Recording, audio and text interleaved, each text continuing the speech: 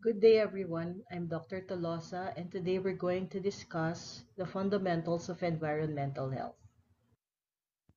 At the end of the session, you as the learner are expected to know the definition of and understand the basic concepts relating to environmental health.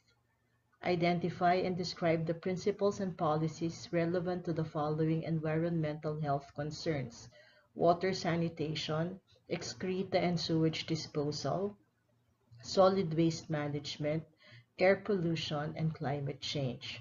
So this is one big lecture divided into 5 sections.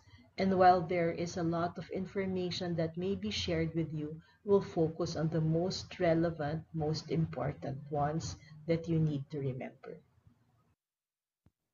The World Health Organization in 2014 defined environmental health as the physical, chemical, and biological factors external to a person and all the related factors impacting behaviors.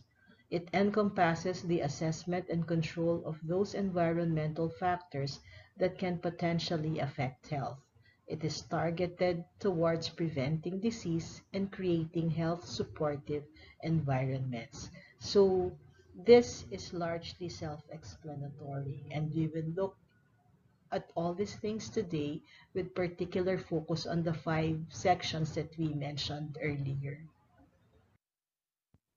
Now, this is an alternative related definition which simply paraphrases the one before. Environmental health refers to aspects of human health, including quality of life, that are determined by physical, chemical, biological, social, and psychosocial factors in the environment. According to the World Health Organization, good health depends on clean air, a stable climate, a preserved natural environment, as well as access to adequate water, sanitation, and hygiene. It also requires protection from harmful radiation, unsafe chemical management, and unhealthy working conditions. However, those enumerated in this bullet will not be discussed or will not be within the scope of our talk today. A healthy environment could prevent nearly a quarter of the global disease burden, and the health impacts of poor environmental conditions occur not only directly but also indirectly through effects of food production, migration, economic instability, and social inequalities. On this slide, you see the legal basis of many of the things that we will discuss today. So, as I wrote as a footnote, this list shows important legislation, but it is not exhaustive, meaning there may be other rules, laws, administrative orders, or memos, but this would in fact be the most significant and the most important of them. The principle of environmental health is premised on this statement, that good health and a healthful living environment is attained through the rational development of a triad known as the host, the agent, and the environment.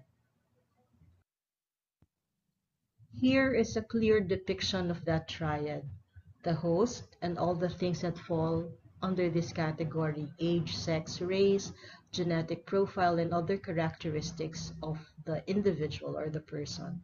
The agent, which could be biologic, chemical, physical, nutritional, and others. And then the environment, which includes temperature, humidity, altitude, crowding, housing, neighborhood, water, milk, food, radiation, pollution, noise, and many other factors that may not be written there. This slide shows us the major fields of environmental health, and you see that there's a lot. But our focus for today will only be those that are in bold font because there will be separate lectures or discussions for the other categories. Let's go to the first part: water supply, sanitation. Water, sanitation, and hygiene, which are often referred to collectively as WASH, are crucial determinants of human health, and deaths from unsafe wash have been recorded through the past years, and here we see some figures. In 2016, there were reported 829,000 annual deaths from diarrhea, which represented 1.9% of the global burden of disease in disability-adjusted life years or DALYs. In 2019, this figure very closely almost doubled at 1,656,887 persons or cases with an uncertainty interval given here. So you see that the trend is increasing. Look at all the diseases listed here: malnutrition, intestinal nematode infections, lymphatic filariasis, trachoma, schistosomiasis, malaria, other infectious diseases, and many others. And we know that an important share of these diseases could be prevented if adequate water quality and quantity, sanitation facilities, hygiene behavior, as well as water resource management interventions were implemented well and completely. Energy Tracker Asia gives us some basic figures regarding water supply, sanitation, and pollution in the Philippines. 91% of households have access to basic water services, but access is unequal. In some regions, especially in rural ones, the access may be as low as in 62% of households. 52% of households, a little over half of the population, lack access to a safely managed water supply. And polluted drinking water led to an average of around 50,000 cases of waterborne diseases annually between 2010 and 2019. Time and again, we see reports or news articles about fish kills, about destroyed harvest from fish ponds, and we know that these are highly related with ocean pollution, river pollution, and other pollution in water bodies.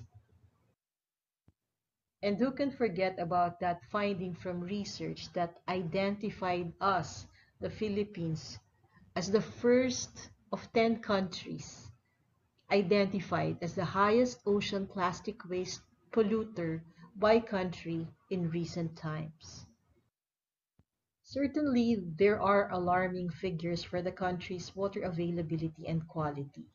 43% of the country's rivers and 56% of the country's major water bodies are polluted. And the Philippines, as the world's leading ocean plastic polluter, contributes to 36% of the world's total ocean plastic pollution annually. That is an average of 3.3 kilograms of plastic per person. So where does water pollution come from? What are its sources? The significant issues leading to water pollution problems include industrial discharge, agricultural runoff, and inadequate domestic sewage treatment. So regarding industrial pollution, this accounts for 24% of the country's water pollution. Note that 60% of the over 800,000 industrial facilities in the Philippines are within the Manila Bay metro region. And industrial activities related to these release pollutants like heavy metals, oils, solid waste, industrial wastewater, and hazardous chemicals, which can all be highly toxic and can bioaccumulate in animals, increasing the chances or the risk of these substances entering human bodies and causing disease. Agricultural pollution accounts for 37% of the country's water pollution, coming from animal waste and pesticide or fertilizer runoff. This is a result of the country's rapid increase in the use of pesticide and fertilizer. And here you see from the global economy, a graph of the fertilizer use in the Philippines from 1961 to 2021, and you see that from 2006 there has been a sharp climb going up to 2021.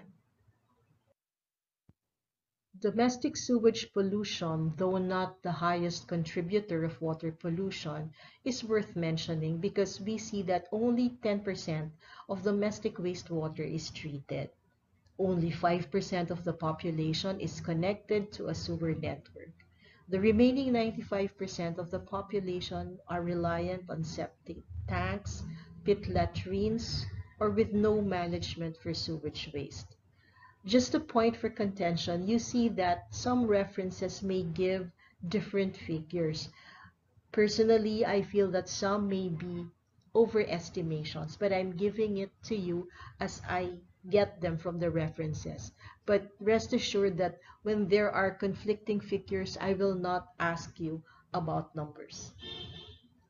Untreated sewage that enters the water supply can carry waterborne diseases like cholera, typhoid, dysentery, and hepatitis, and this can affect potentially anyone in the population. So we need to drive more awareness regarding improved sanitation services and education among the masses.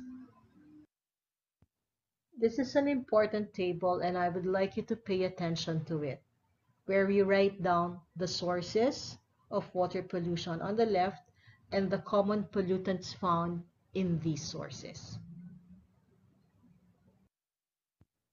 Let's shift a bit now and look at the sources and modes of water supply. And you see that they are named according to levels. Level 1 is a point source, a protected well or spring. Level 2 is a communal faucet. And level 3 is a waterworks system, the one that we are familiar with. So level 1, the point source, provides a protected well or a developed spring with an outlet, but without a distribution system. The users go to the source to fetch water. So level 1 sources are generally adaptable in rural areas where the houses are thinly scattered. Level 2, communal faucet, is a water supply facility that's composed of a source, a reservoir, a pipe distribution network with adequate treatment facility, and communal faucets. So usually one faucet serves 4 to 6 households, and this setup is generally suitable for rural and urban fringe areas where the houses are clustered densely to justify a simple pipe system. And lastly, we have a waterworks system level 3, which is a water supply facility with a definite source, a reservoir, a piped distribution network with adequate treatment facility, and household distribution. I did not provide you with examples or pictures of the different types of water facilities, level 1, level 2, level 3, but I've prepared this QR code for you to scan, which leads you to a video which is very easy to understand, showing the different levels of water supply. Let's go now to one of the important topics belonging to this general discussion, the Philippine National Standards for Drinking Water of 2007. Table 1 shows very important points regarding minimum frequency of sampling for drinking water supply systems for microbiological examination. And here you see the source and mode of supply, and depending on the population served, there's a minimum frequency of sampling. For example, a level 1 water supply serving 90 to 150 people is mandated to do minimum frequency of sampling once in 3 months. Level 2 serving 600 people is required to do sampling once in 2 months. But those level 3 facilities serving less than 5,000 should do sampling once a month. Now, for level 3 water supplies that have 5,000 to 100,000 or more than 100,000 have their own recommendations. Emergency supplies of drinking water are supposed to be tested for microbiologic organisms before delivery to users. Water refilling stations with water products should do one sample monthly, and this is the same as for water vending machines.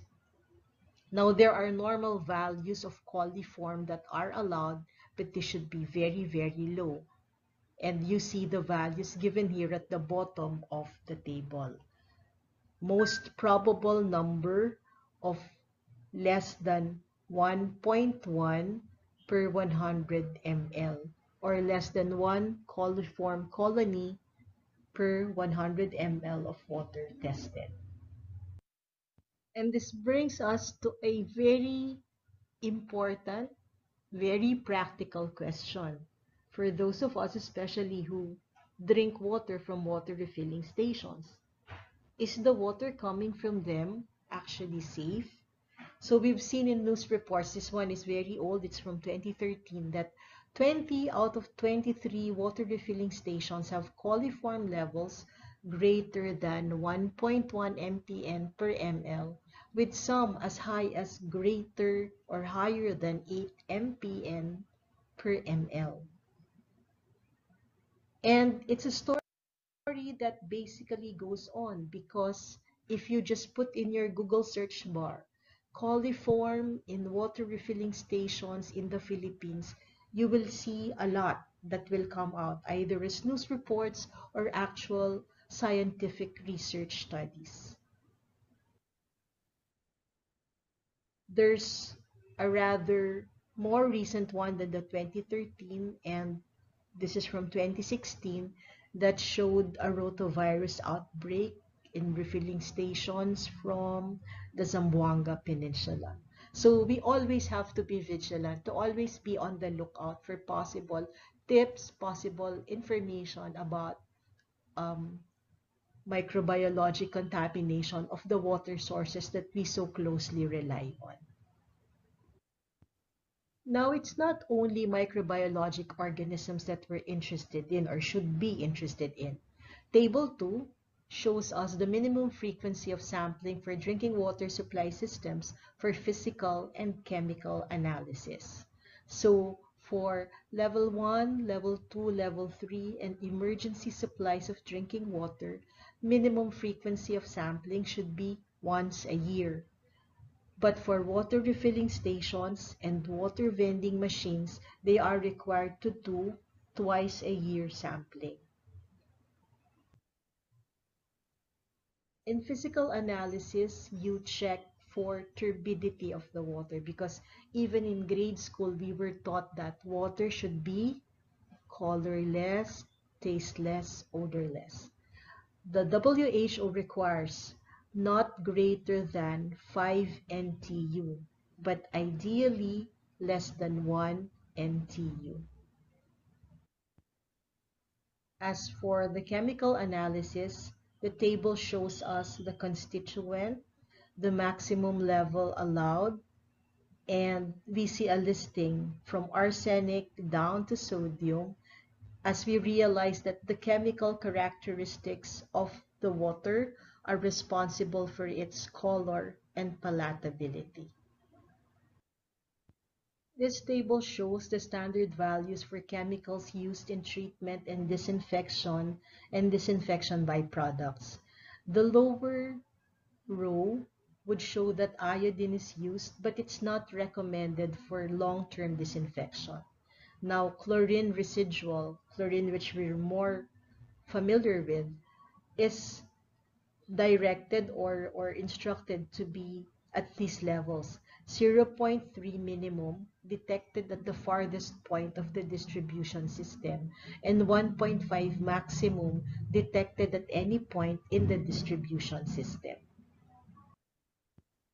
For the following slides, I will show pictures of water purification methods, but I will not go into the detailed descriptions of each. So this is the usual conventional water treatment process that we're familiar with. From a reservoir, it undergoes several steps: primary disinfection with chlorine, coagulation, flocculation, sedimentation, and then chlorine again, and then filtration with anthracite coal, silica sand, and other support media, and lastly, the ammonia, sodium hydroxide before it goes into treated water storage. This is a sedimentation basin example, a filter example, and an emphasis on the chlorination steps in the usual water purification process. Of particular interest to me is this process we call SODIS, or solar disinfection, wherein through a series of steps you can get clean water for household use. So using clean PET bottles, you fill the bottles with water and close the cap. You expose the bottles to direct sunlight for at least 6 hours or for 2 days when you have cloudy conditions overhead. Then you store the water in the Sodis bottles, and you may drink the Sodis water directly from the bottles or from clean cups. So that's my last slide for water supply sanitation. And in summary, we learned about the Philippine water situation, the pollution status, the sources of pollution, the sources and modes of water supply, levels 1, 2, and 3, and the definition and distribution of each. We looked at the standards for drinking water, requirements, allowable levels, testing frequency, and the water treatment process. We looked at different steps and the visual representation of each. So that's it, part 1 done. Our part 2 for environmental health deals with excreta and sewage disposal. We begin with definition of terms. Excreta, particularly human excreta, refers to the waste products of the human digestive system and the human metabolism, namely feces and urine. Sewage is the waste matter carried off by sewer drains and pipes.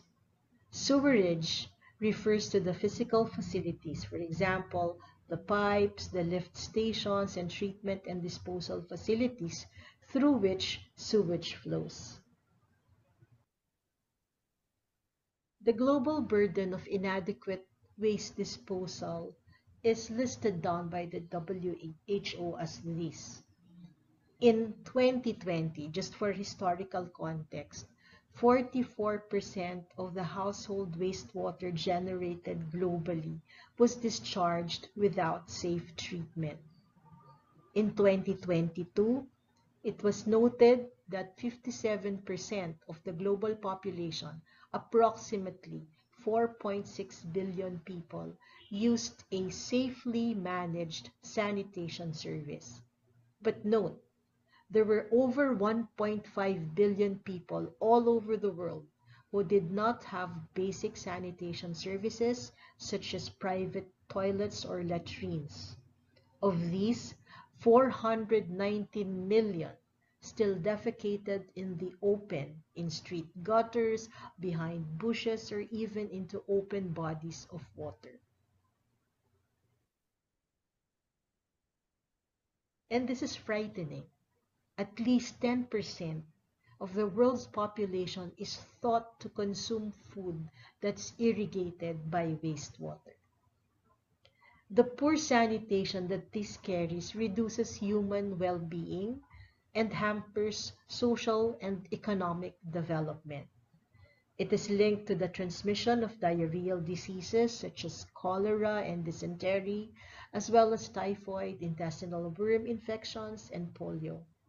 It worsens stunting and contributes to the spread of antimicrobial resistance. Moving closer to home, the Philippine situation in 2022 was reported that 83.64% have access to adequate excreta disposal facilities, and about close to 11% of households have shared toilet facilities. However, 2.7% have unimproved sanitary facility, and about 6.3 million households still practice open defecation. On a local government unit perspective, it was identified that only 32.33% of barangays have a zero open defecation certification. So what are the issues and challenges that come with sanitation? We see them listed here. There's obviously weak sanitation governance, where many institutions are armed with sanitation-related mandates, but no one is really in charge of the sanitation sector to go looking around and see that this should not be done and this should be properly administered or managed. There's inequitable access to basic sanitation facilities and sewerage and septage management services. And it would be very obvious that access to sanitation is much lower in rural areas compared to highly urbanized areas. There is perhaps a low investment financing if you compare it with other projects that get attention, that get funding. And therefore, there's an eventual or subsequent lack of awareness of the value of sanitation and its services. And this brings about, or in a vicious cycle, leads to improper, inadequate, and ill-maintained facilities. Legal and administrative direction may come from this. The National Sewerage and Septage Management Program, or NSSMP, in the Philippines aims to improve water quality and public health by addressing the lack of appropriate sewerage and septage infrastructure, a problem mandated by the 2004 Clean Water Act. Implementation of the program is ongoing. It's developing local sanitation plans, it's designing infrastructure projects and promoting behavior change to ensure sustainable wastewater management and to achieve universal access to safe sanitation by targets set by the government.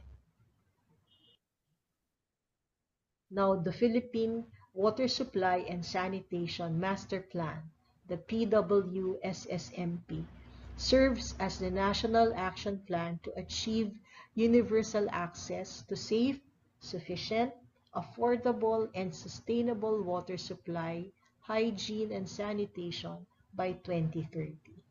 And the program clearly stated that open defecation must be eliminated by 2022.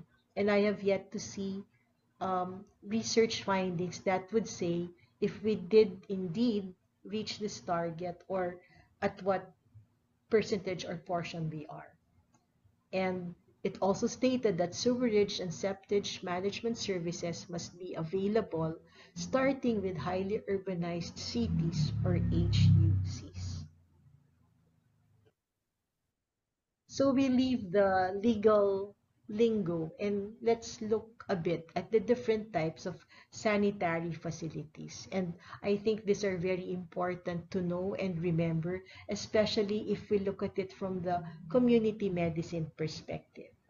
So the most simple one is possibly the bucket latrine, which is a basic form of a dry toilet, where a bucket or a pail is used to collect excreta. And it's obvious that the feces and urine are collected together in the same bucket, leading to odor issues. Of course, problems may arise in handling or discarding this waste because there's some exposure of the individual to the waste product.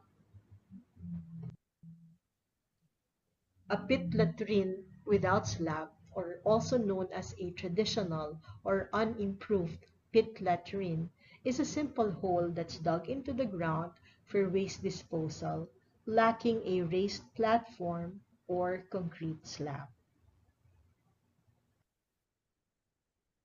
The overhung latrine, also called or also known as the overhanging latrine, consists of a superstructure and floor that's built over the water. There's a hole in the floor that allows excreta to fall directly into the water below. And you will see that this is a very clear source of pollution of water bodies, be it river or sea. And then we have what we call the trench latrine, which historically was used during war for army troops stationed somewhere there in the open. So a pit latrine, it's that a trench latrine is basically a pit latrine that's created with trenches instead of slabs and superstructure. And it may be shallow as 15 cm, or deep as much as 200 cm. So it can be arranged or created as simple trench latrines or as multiple trench latrines. And then moving higher up, we have what we call the ventilated improved pit latrine, or the VIP latrine. It's an improved cost-effective sanitation technology, simple pit latrine system. And what it does, in addition, on a higher level compared to the basic latrine, is that it's able to reduce odors and also to control flies and other possible vectors of disease. And the last example that we'll be looking at is the composting toilet, which is a type of dry toilet that treats human waste by composting and leads to the decomposition of organic matter and turns human waste into compost-like material.